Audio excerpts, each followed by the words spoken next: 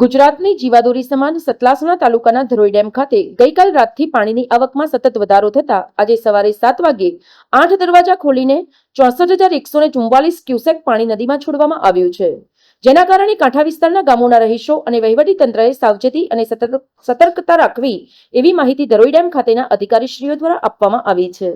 સમાચાર અને જાહેરાત માટે સંપર્ક કરો પ્રકાશ સોની 94 294 35 034, अल्पेश बारोट 93 774 26 544। विसनगर के न्यूज़।